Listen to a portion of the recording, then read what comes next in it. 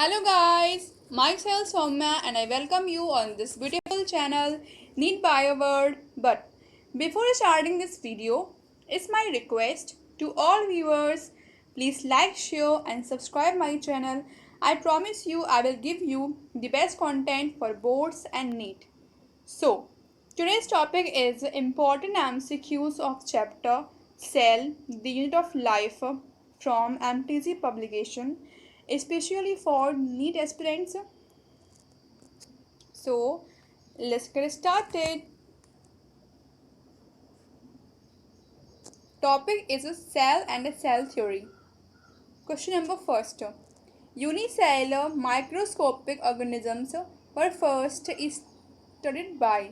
सबसे पहले single celled organisms के बारे में किसने पढ़ा था?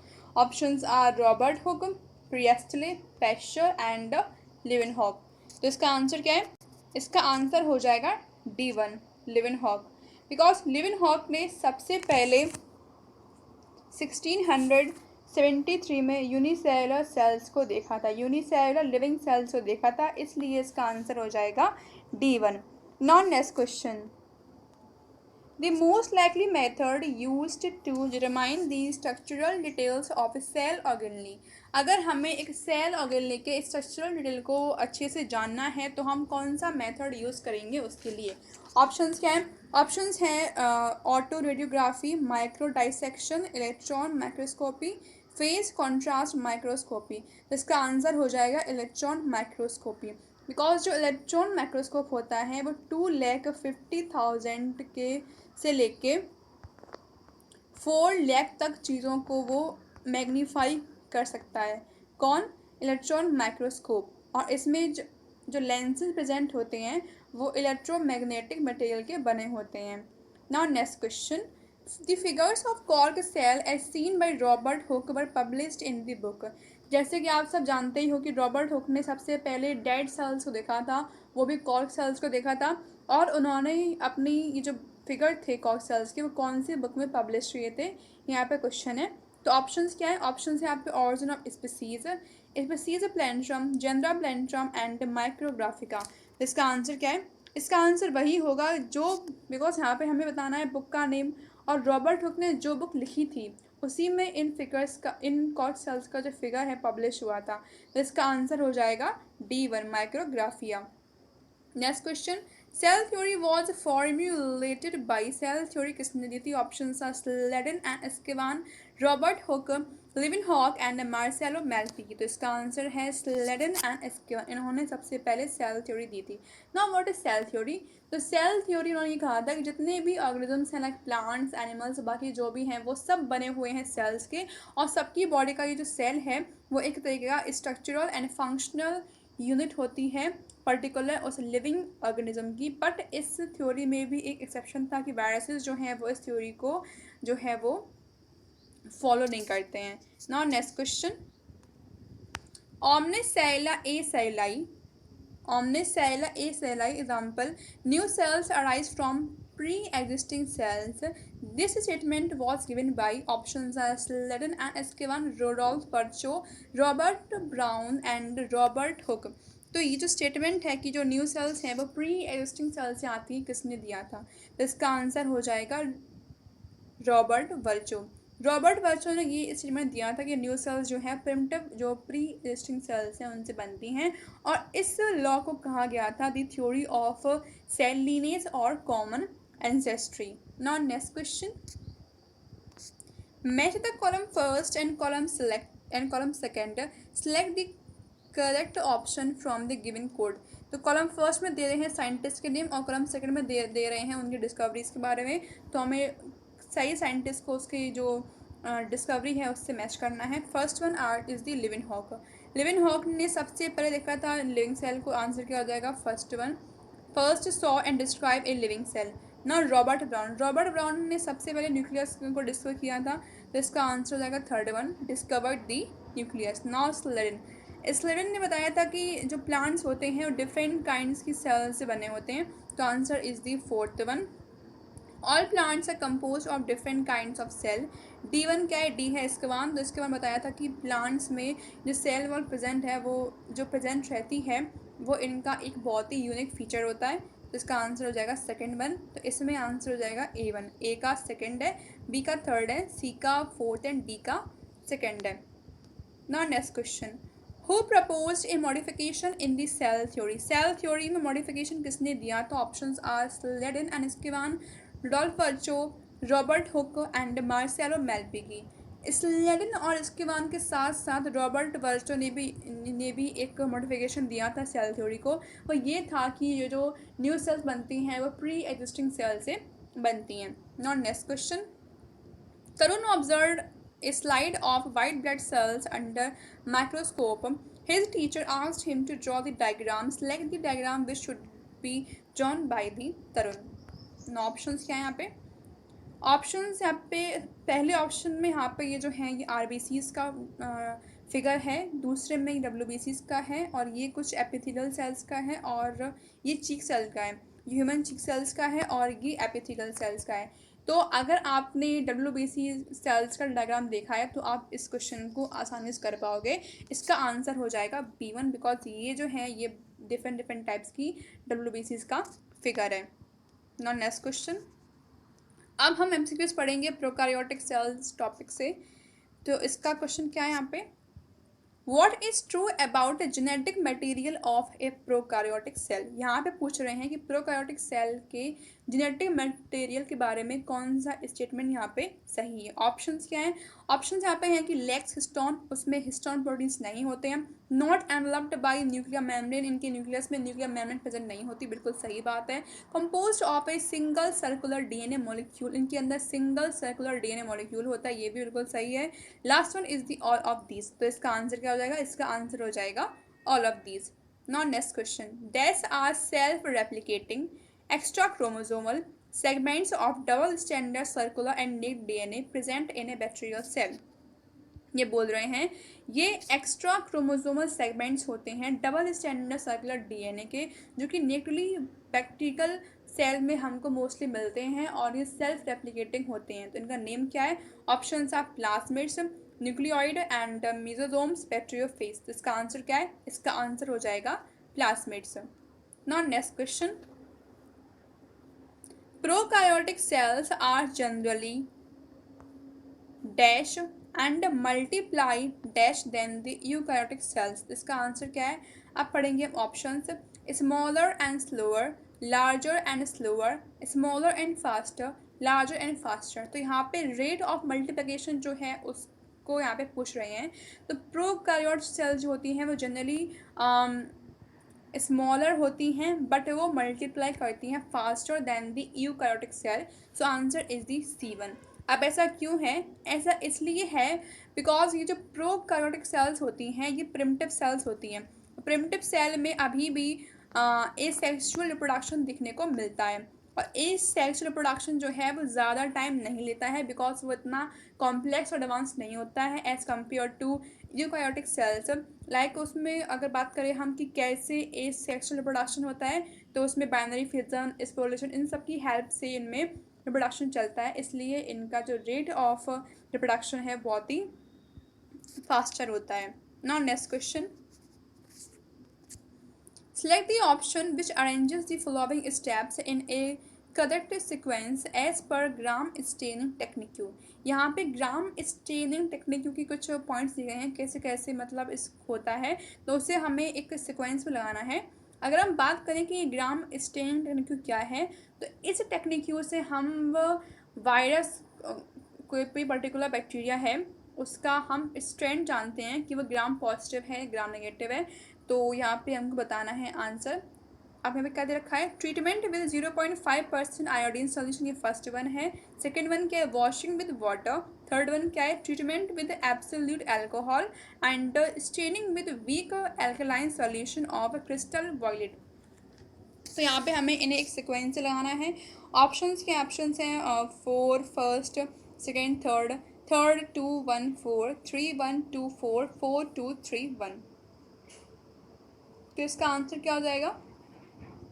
इसका आंसर हो जाएगा A1, बिकॉज सबसे पहले ग्राम स्टेनिंग टेक्निक में हम उसको जो पर्टिकुलर बैक्टीरिया है उसको स्टेन करते हैं weak alkaline solution of crystal violet. Crystal violet जो कि वीक अल्कलाइन सॉल्यूशन को यूज़ करके हम उसको स्टेन करते हैं। उसके बाद में उसको ट्रीट करते हैं 0.5% iodine solution.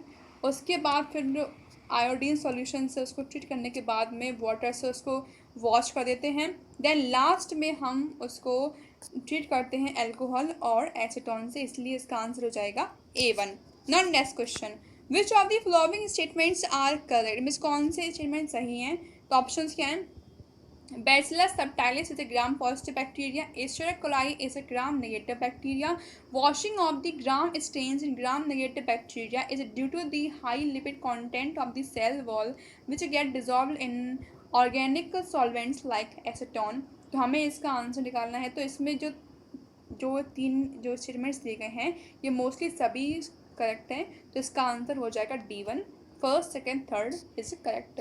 Now next question, Glycocalyx mucilaginous sheet of a bacterial cell may occur in the form of a loose sheet called dash or it may be thick and tough called।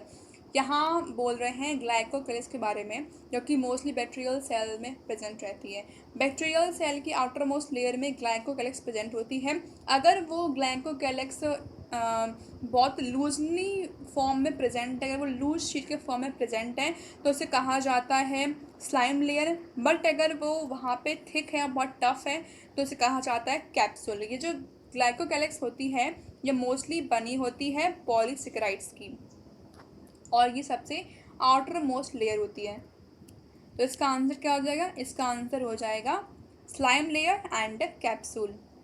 Now next question, correct sequence of layers of bacterial cell envelope from outward to inward. अब यहाँ पे bacteria में कौन कौन सी sales बाहर से अंदर से प्रेजेंट होती हैं, उनका करेक्ट सीक्वेंस जो है वो हमें यहाँ पे चूज़ करना है।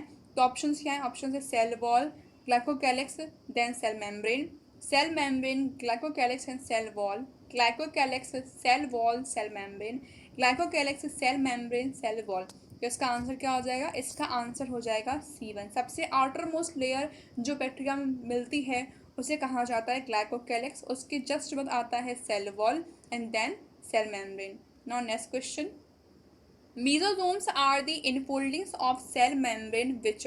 मीजोजोम्स जो होती हैं वो सेल मेम्ब्रेन की इनफोल्डिंग्स होती हैं जो कि अब ऑप्शंस क्या हैं, which are present in both prokaryotic and eukaryotic cell, help in cell wall formation, DNA replication and respiration, increase the surface area of plasma membrane.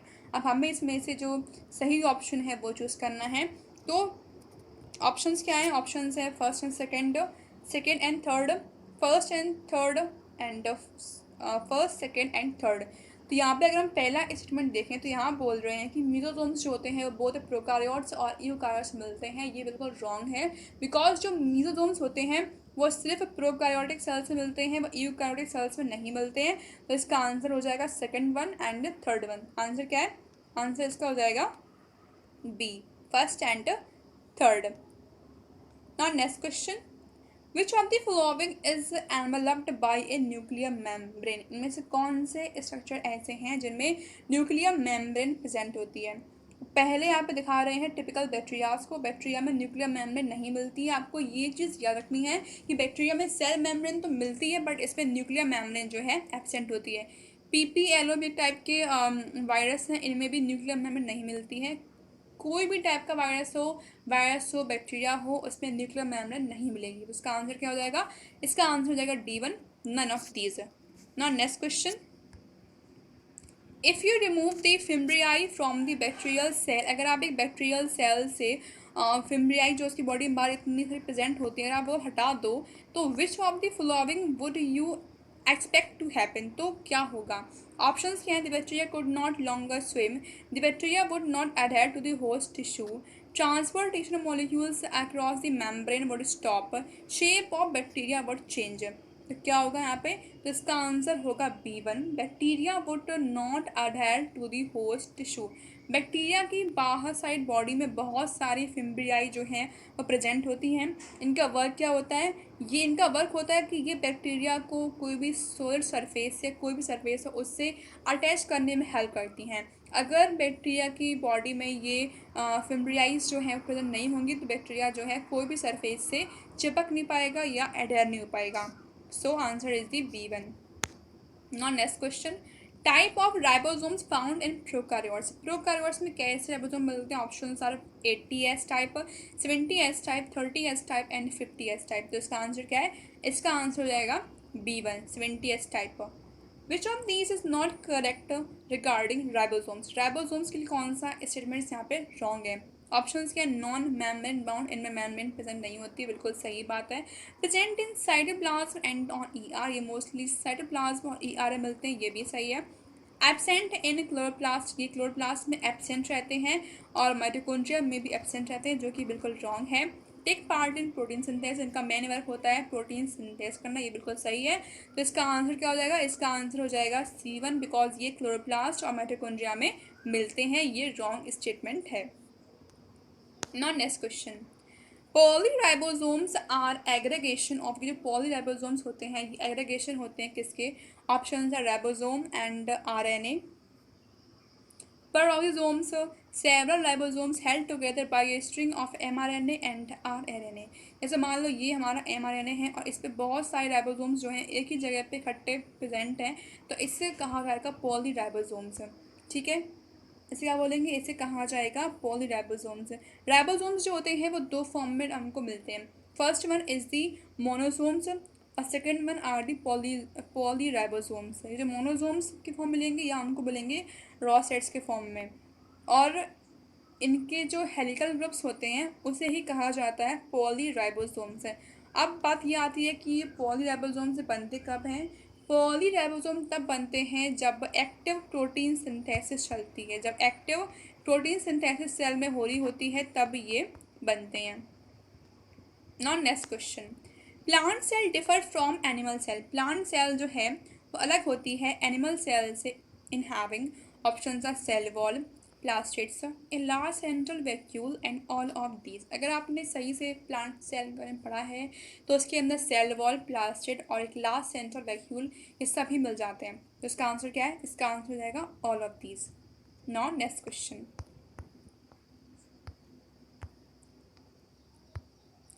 identify the parts labeled as A, B, C, D in the given ultrastructure of plant cell.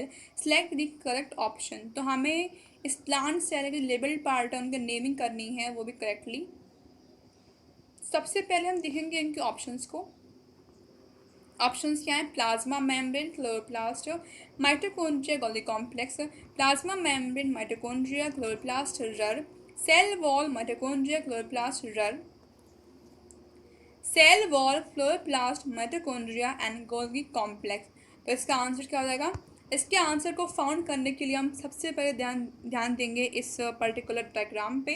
तो यहाँ पे ये जो ए point है ये कहाँ point कर रहा है? ये जो ए पॉइंट है सबसे आउटर मोस्ट लेयर पे है, तो इस ए पॉइंट को क्या कहा जाएगा? इस ए पॉइंट को कहा जाएगा प्लाज्मा मेम्ब्रेन। सबसे आउटर मोस्ट लेयर जो कि हमें प्लांट सेल में मिलती है वो होती है प्लाज्मा मेम्ब्रेन। ना बी पॉइंट क्या है?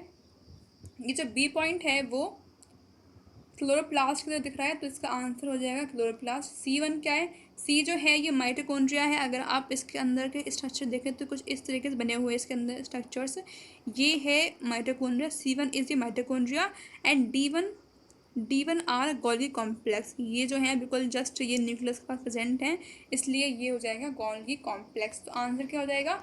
आंसर यहाँ पे हो जाएगा A1 because first one is the plasma membrane, B1 is the chloroplast, C1 is the mitochondria and D1 is the Golgi complex। तो आंसर क्या हो जाएगा? Answer is the A1। Now next question, given is the ultra structure of an animal cell, identify the part labeled as A, B, C, D। तो हमने previous question में plant cell के बारे में पढ़ा था, अब यहाँ पढ़ेंगे हम एनिमल सेल के बारे में। तो देखते हैं यहाँ पे ऑप्शंस क्या हैं। Plasma membrane, nucleus, mitochondria, Golgi complex, plasma membrane, vacuole, mitochondria, Golgi complex, cell wall, nucleus, mitochondria, RER, cell wall, vacuole, chloroplast and Golgi complex. अगर हम सबसे आउटर मोस्ट लेयर देखें तो यहाँ पे ए जो है सबसे आउटर मोस्ट लेयर में प्रेजेंट है, तो जो A1 है इसे कहा जाएगा प्लाज्मा मेम्ब्रेन। B1 क्या है, बी जो है इसे कहा जाता है न्यूक्लियस, तो आंसर इज न्यूक्लियस। सी यहाँ पे पॉइंट कर रहा है, तो ये जो है एक माइटोकॉन्ड्रिया है, इसका आंसर हो जाएगा माइटोकॉन्ड्रिया। डी क्या है, डी यहाँ पे गोल्गी कॉम्प्लेक्स है, तो इसका आंसर हो जाएगा गोल्गी कॉम्प्लेक्स। तो A1 is the plasma membrane, B1 is the nucleus, C is the mitochondria and D is the Golgi complex. तो आंसर क्या हो जाएगा, आंसर हो जाएगा A1. Now next question. According to unit membrane structure, the thickness of plasma membrane is about. Unit membrane structure के according plasma membrane की thickness कितनी होती है? Options are 35 angstrom, 20 angstrom, 75 angstrom and 100 angstrom. तो इसका answer हो जाएगा 75 angstrom. Because according to Robertson's concept of unit membrane, the cell membrane is trilamellar. Robertson के यूनिट मेम्ब्रेन सिस्टम के अकॉर्डिंग जो सेल मेम्ब्रेन होती है वो ट्राइलेमुलर होती है। कैसी होती है, वो ट्राइलेमुलर होती है, मतलब उसके बीच में जो सेल मेम्ब्रेन होती है उसके बीच में एक लिपिड प्रेजेंट होता है, उसके बीच में लिपिड की जो लेयर है वो सेंटर में प्रेजेंट रहती है, जिसकी थिकनेस जो है वो 35 एंगस्ट्रॉम होती है। बीच में जो लिपिड प्रेजेंट रहते हैं उनकी थिकनेस 35 एंगस्ट्रॉम होती है, और उसके पेरीफेरी में यहाँ पे प्रोटीन के मॉलिक्यूल्स प्रेजेंट रहते हैं। उसके पेरीफेरी में प्रोटीन के मॉलिक्यूल्स प्रेजेंट रहते हैं, जिसकी जो थिकनेस है वो 20 एंगस्ट्रॉम होती है, जो पूरा मिला के 75 एंगस्ट्रॉम बनाती है, इसलिए इसका आंसर हो जाएगा C1. Now next question.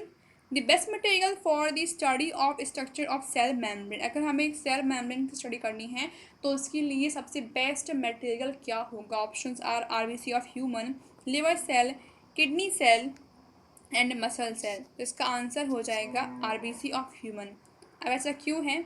ऐसा इसलिए है बिकॉज ह्यूमन्स की RBC में कोई भी ऑर्गेनेल्स प्रेजेंट नहीं होती हैं, कोई भी ऑर्गेनेल प्रेजेंट नहीं होती हैं, और इनमें सेल मेम्ब्रेन जो बाहर होती है वो भी प्रेजेंट तो होती ही है, बट इनमें न्यूक्लियस और बाकी जो ऑर्गेनेल्स होती हैं वो प्रेजेंट नहीं होती, इसलिए इसको पढ़ना आसान रहता है. Now next question. Which chemical property is shared by all types of lipids forming the plasma membrane?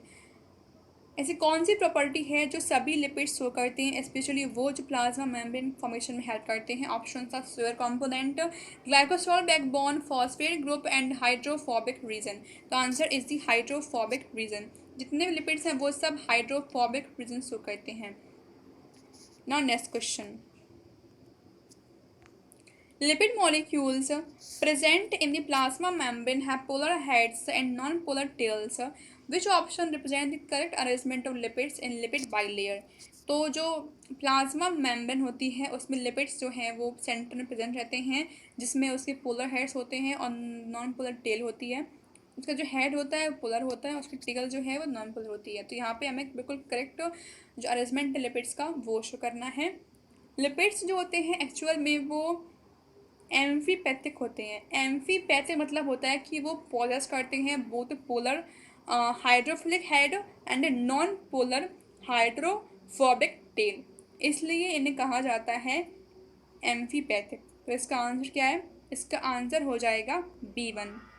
Because lipid के जो हेड होते हैं, इसके जो पोलर हेड होते हैं वो मेम्ब्रेन के बाहर से प्रेजेंट होते हैं, और उसकी जो नॉन पोलर टेल है वो मेम्ब्रेन के अंदर प्रेजेंट होती है. सो answer is the B1. Now next question. A phospholipid molecule is amphipathic and produces two layers coming in contact with H2O. The head of a phospholipid molecule is at the angle of 40 degree at the outside on the inner side and embedded in protein molecules.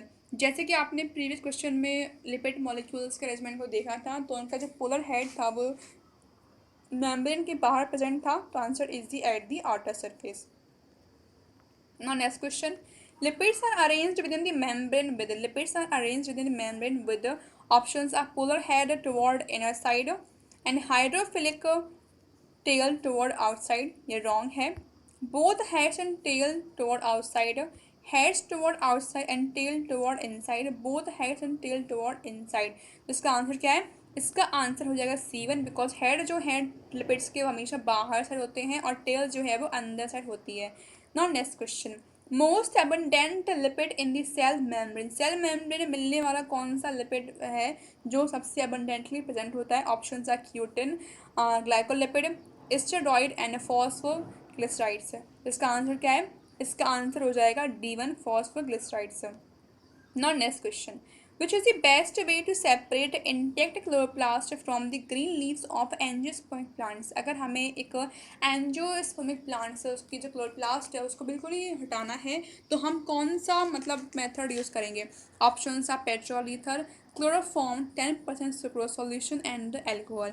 इसका answer हो जाएगा alcohol. अगर हम angiospermic leave पे alcohol को डालेंगे तो जितना भी क्लोरोप्लास्ट है वो सब उस लीव से बाहर आ जाएगा। Now next question. Cell recognition and adhesion are facilitated by the components of plasma membrane. These components are generally protein molecules alone, lipid alone, both lipid and proteins, glycolipids and glycoproteins. तो cell को recognise करना और उसका addition करना ये काम होता है ग्लाइकोलिपिड्स का और ग्लाइकोप्रोटीन्स का, जो कि as a component plasma membrane में प्रेजेंट होते हैं। तो आंसर क्या हो जाएगा? Answer is the D1। Now next question, select the incorrect statement regarding the plasma membrane. तो यहाँ पे कुछ स्टेटमेंट्स दिए गए हैं प्लाज्मा मेम्ब्रेन के लिए, इसमें से जो स्टेटमेंट रॉन्ग है वो हमें चूज करना है। नाउ फर्स्ट ऑप्शन क्या है? Ratio of protein and lipids varies considerably in different cell types. Different cell types में प्रोटीन का और लिपिड का रेशियो जो होता है डिफरेंट होता है, बिल्कुल सही है। 72% proteins and 40% lipids constitute the membrane of human RBC, ये भी सही है। Arrangement of protein and lipid is LPPL। यहाँ बोल रहे हैं कि जो लिपिड्स होते हैं वो आउटर साइड मेम्ब्रेन के प्रेजेंट रहते हैं और जो प्रोटीन है वो मेम्ब्रेन के अंदर साइड प्रेजेंट रहते हैं, जो कि बिल्कुल रॉन्ग है बिकॉज लिपिड जो हैं वो हमेशा सेल मेम्ब्रेन के सेंटर में प्रेजेंट रहते हैं। इसलिए ये स्टेटमेंट जो है वो रॉन्ग है बिकॉज इसका अरेंजमेंट जो है वो होता है PLLP। बिकॉज हमने पढ़ा था कि प्रोटीन्स जो हैं वो हमेशा सेल मेम्ब्रेन के बाहर साइड प्रेजेंट होते हैं और लिपिड्स जो होते हैं वो हमेशा सेंटर में प्रेजेंट होते हैं, इसलिए यहाँ पे आंसर हो जाएगा C1। Now next question, identify the component labelled as ABCD in the given figure of cell membrane from the list first to 8 given along with and select the correct option. तो ये जो है ये diagram है cell membrane का और हमें यहाँ पे जो पॉइंट ABCD दिए गए हैं इनको सही से लेबल करना है। तो ए का क्या है? तो ये जो ए है ये एक तरीके का शुगर है जो कि अटैच है किससे? अब हमको बताना है कि B1 क्या है।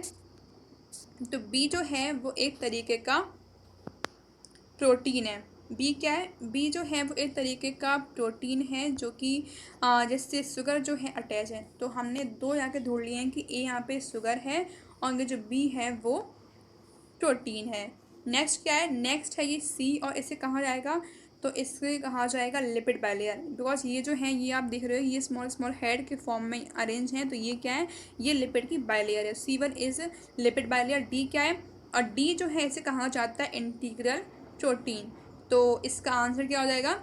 इसका आंसर हो जाएगा A1 because first one is the sugar, second one is the protein, third is the lipid bilayer and fourth is the integral protein.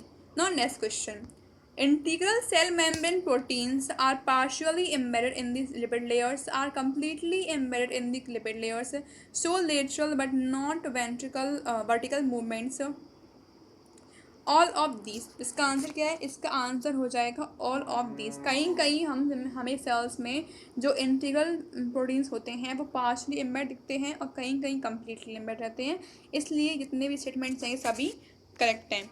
Now next question, latest model of cell membrane is cell membrane का अभी हाल ही में आया हुआ latest model कौन सा है? Option है unit membrane model, fluid mosaic model, Danielli and Davson model and Robertson's model. इसका आंसर क्या है? इसका आंसर हो जाएगा fluid mosaic model.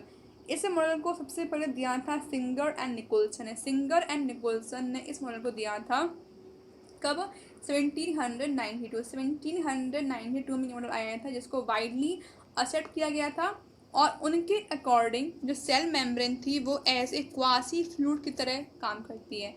Now what is quasi fluid? तो सिंगर एंड निकोसल के अकॉर्डिंग जो प्रोटीन्स होते हैं वो आइसबर्ग के फॉर्म में लिपिड्स के सी में जो है वो स्विम करते हैं। जैसे मान लो ये एक सी है, ये लिपिड का सी है और यहाँ पे बड़े बड़े आइसबर्ग के फॉर्म में प्रोटीन्स जो हैं इनमें स्विम करते हैं।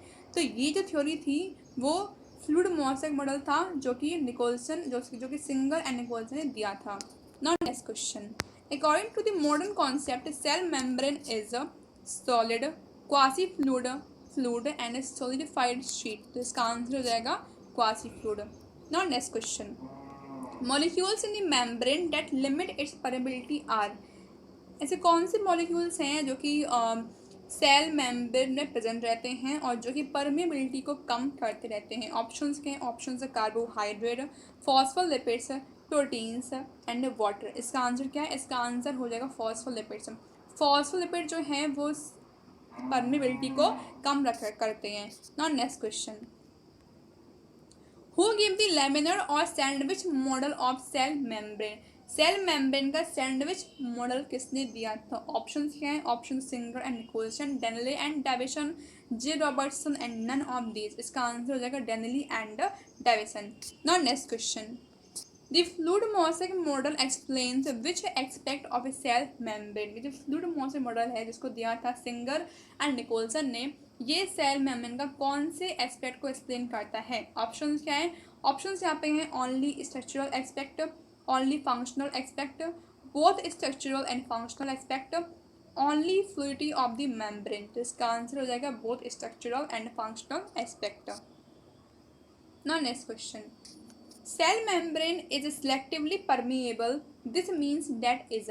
सेल मेम्ब्रेन जो है वो सिलेक्टिवली परमिएबल है, इसका मतलब क्या है? तो ऑप्शन से allows all materials to pass through, allows only water to pass through, allows only certain material to pass through, allows only ions to pass through. इसका आंसर है allows only certain material to pass through. Cell membrane एक ऐसी membrane है जो कि चीज़ों को पहले सिलेक्ट करती है और अगर वो सेल के लिए सुटेबल होते हैं तभी उनको सेल मेम्ब्रेन से उनको सेल के अंदर आने देती है। इसे कहा जाता है selectively permeable. Now next question, many molecules can move briefly across the membrane without any requirement of energy and special membrane protein, this is called active transport, passive transport, facilitated transport and all of this. इसका answer है passive transport, because passive transport को कोई भी energy और ATP की जरूरत नहीं होती है। Next question, choose the incorrect statement regarding cell membrane. कौन सा स्टेटमेंट सेल मेम्ब्रेन के लिए रॉन्ग है? ऑप्शंस क्या है? Generally smaller molecules pass easily and readily than large molecules, water soluble substances can pass through it less readily than lipid soluble substances, in addition to phospholipid membrane it also contain cholesterol. बिल्कुल wrong है, ये तीनों statement wrong है, इसलिए इसका answer हो जाएगा D1। Now next question, which of the following is an energy dependent process? Energy dependent process कौन सी है? Options are facilitated diffusion, active transport, endosmosis and exosmosis. Answer is the active transport, because इसका नाम में ही लिखा है active transport और एक्टिव ट्रांसपोर्ट के लिए एनर्जी और एटीपी की जरूरत पड़ती है। Now next question, function of intracellular membrane is not to। intracellular membrane का function क्या नहीं है? options are to stabilize a number of compartments in cell। तो ये तो इनका काम है ही, ये सेल के अंदर compartments बनाती हैं, provide for the neat spatial organization of enzymes and pigments, keep the cell rigidity so that it does not collapse, provide a system of channel for the distribution of nutrients within cell। बिल्कुल सही है, इसका answer क्या है? इसका answer हो जाएगा C1। ये बिकॉज यहाँ पे बोल रहे हैं कि ये सेल को बहुत ही रिजिड रखती हैं ताकि वो कोलैप्स ना कर सके, जबकि ये बिल्कुल रॉन्ग स्टेटमेंट है, ये ऐसा कुछ नहीं करती हैं। तो answer is the C1। Now next question, if you remove the cell wall from a plant cell and place it into a drop of water, the cell would begin to grow, the cell would shrink, the cell would burst, the cell nothing would happen. तो इसका answer हो जाएगा the cell would burst. Cell जो है वो फट जाएगी, because cell wall जो कि प्लांट सेल में प्रेजेंट रहती है वो उसे बचाती है ओवर एक्सपेंशन से जब वाटर उसके अंदर पहुंचता है। और अगर उससे सेल वॉल निकाल दी जाएगी तो वाटर जो है वो ओवर एक्सपेंशन कर देगा और वो सेल को बस्ट कर देगा। अगर वहाँ पे सेल वॉल प्रेजेंट होती है तो वो एंडो ऑस्मोसिस करके सेल वॉल जो सेल है उसे बचा लेती है। Answer is the C1। Now next question, continuity of a cytoplasm from cell to cell is maintained through cytoplasmic connections in plants called ER, tight junction, gap junction and plasmodesmata। उसे कहा जाता है plasmodesmata। Now next question, dye injected into a plant cell might be able to enter an adjacent cell through। तो जैसे मान लो कि ये एक प्लांट सेल है और इसके एडजेसेंट ये एक और प्लांट सेल है और इनके बीच में साइटोप्लाज्मिक जो इंटरेक्शंस हैं वो प्रेजेंट हैं, तो इनको कहा जाता है प्लाज्मोडेस्माटा। अगर हम इस पर्टिकुलर सेल में डाई डालेंगे तो आसानी से इस प्लांट सेल से इस प्लांट सेल में डाई जो है इन ब्रिजेस से पहुंच जाएगी। तो उस ब्रिज को क्या कहा जाता है वो भी यहाँ पूछ रहे हैं। Options are microtubule, microfilament, plasmodesmata and tight junction. तो इसका आंसर हो जाएगा plasmodesmata. Now next question, which organelle is not a part of endomembrane system. कौन सी ऑर्गेनली है जो कि एंडोमेम्ब्रेन सिस्टम में नहीं आती है। Options are ER, Golgi complex, lysosome and mitochondria. इसका आंसर क्या है? इसका आंसर हो जाएगा D1 mitochondria.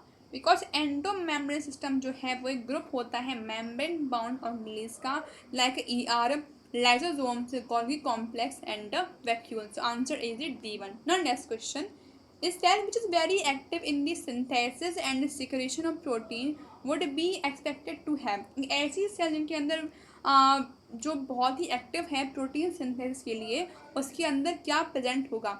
Option are equal amount of RER and SER, more RER than RER, more RER than SER, more Golgi bodies and no RER. तो इसका answer हो जाएगा मोर रर देन सर, मतलब more rough endoplasmic reticulum than smooth endoplasmic reticulum. Because RER जो होता है उसका main function होता है प्रोटीन का सिंथेसिस करना, इसलिए इसका आंसर हो जाएगा C1। Now next question, cell organelle involved in the glycosidation of protein is. Options are ribosome, peroxisome, mitochondria and ER। तो प्रोटीन्स का ग्लाइकोसाइलेशन जो है वो ER करती है। तो answer is the D1। Dash is directly connected to the outer nuclear membrane. से कौन सी ऑर्गेनेल है जो न्यूक्लियस के जस्ट बाहर के मेम्ब्रेन से अटैच रहती है। ऑप्शन है mitochondria, Golgi bodies, ER and chloroplast. इसका आंसर क्या है? इसका आंसर हो जाएगा ER, जिसे कहा जाता है एंडोप्लाज्मिक रेटिकुलम, जो कि जस्ट डायरेक्टली न्यूक्लियर मेम्ब्रेन के बाहर प्रेजेंट रहती है। Now next question, P and Q are the major sites for the synthesis of DAS and DAS। यहाँ पे अगर हम इस डायग्राम को देखें तो यहाँ पे ये एक स्ट्रक्चर है न्यूक्लियस का जिसके बाहर ये ER प्रेजेंट है, जिसमें से दो टाइप की ER प्रेजेंट है। First one is the RER, second one is the SER, जिसको कहा जाता है smooth endoplasmic reticulum and rough endoplasmic reticulum. तो यहाँ बोल रहे हैं कि P साइड पे क्या बनता है एंड Q साइड पे क्या बनता है। तो P साइड पे मतलब स्मूथ एंडोप्लाज्मिक रेटिकुलम जो है मोस्टली लिपिड्स का फॉर्मेशन करती है, और जो रफ एंडोप्लाज्मिक रेटिकुलम होता है वो राइबोसोम्स का फॉर्मेशन करती है। इसीलिए उनकी बॉडी पे राइबोसोम प्रेजेंट होते हैं। इनकी बॉडी पर राइबोसोम प्रेजेंट होते हैं, इसलिए वे प्रोटीन का भी फॉर्मेशन करती हैं। तो इसका आंसर हो जाएगा लिपिड एंड प्रोटीन्स। आंसर क्या आ जाएगा? B1 lipids and protein. Now next question, mechanical support, enzyme circulation, protein synthesis and detoxification of drugs are the functions of। ये सब फंक्शन कौन करता है? Options are lactosomes, chloroplast, ribosomes and ER। Answer is the ER। Now next question, smooth endoplasmic reticulum is well developed in the cell which synthesize steroids, proteins, carbohydrate and all of these। Smooth endoplasmic reticulum जो है उस cell में अच्छे से present होती है जो steroid का फंक्शन करती है, बिकॉज ये जो स्टेरॉइड है ये भी एक तरीके का लिपिड होता है। Now next question, which organelle help in the synthesis of lipids, cholesterol, steroids and visual pigment in epithelial cells of retina. तो इसका आंसर क्या है? ऑप्शन यहाँ पे दे रखा है Golgi bodies, RER, SER and mitochondria. इसका आंसर हो जाएगा सर, बिकॉज यही फॉर्मेशन करती है स्टेरॉइड्स का, कोलेस्ट्रॉल का एंड लिपिड्स का। Now next question, which group of organelles is involved in the synthesis of substances needed by cell? ऐसे सब्सटेंस जो कि सेल को चाहिए होती हैं उनका फॉर्मेशन कौन सी ऑर्गेनीज करती हैं?